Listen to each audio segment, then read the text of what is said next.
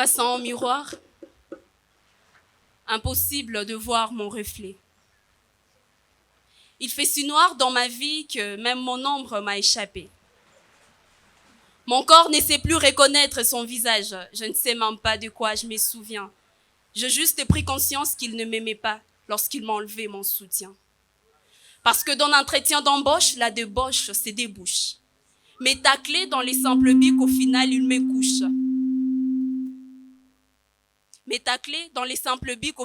me couche. Sérieux. J'avoue que je suis à Paris dans une vie où tout bascule.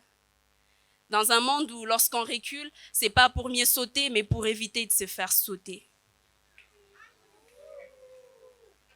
J'aurais voulu ne pas être pour éviter chaque énigme et son poids. J'aurais voulu ne pas naître si je dois mourir sans avoir vécu et ne pas savoir en qui je crois. Parce que, coincée dans différentes relations éphémères où chaque pas ne me mène que vers les cimetières. Prisonnière dans une liaison libre et hantée où chaque personne voudra essuyer mes larmes, mais avec un mouchoir pimenté. Puisse la conscience habiter le cœur des hommes.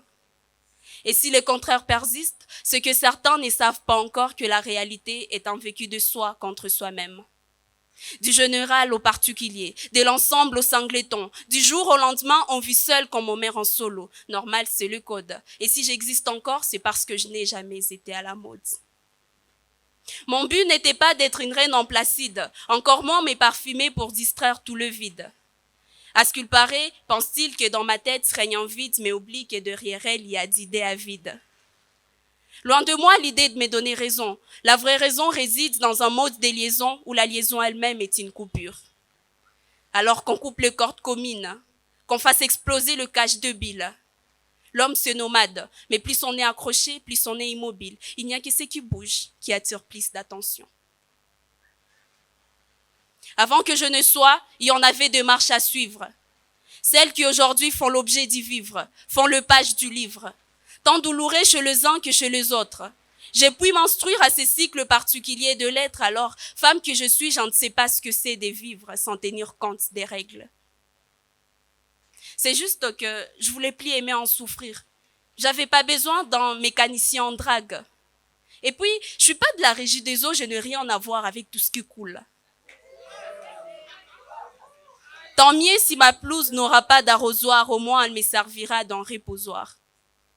Là, j'ai compris qu'avec une femme, les affaires ne se résument pas entre les jambes. D'après tout, nous sommes humains, tout comme toi, je parle pour être écouté. Je n'ai pas besoin d'exposer un petit triangle pour que mes mots aient la chance d'être captés.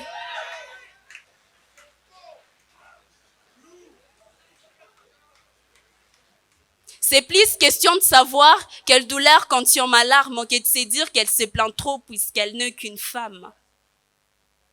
M'obsède de cœurement un besoin d'évasion qui remplit mon être. Alors je grossirai de ma dépouille, si bien que la misère de ma crasse se fera une ruine.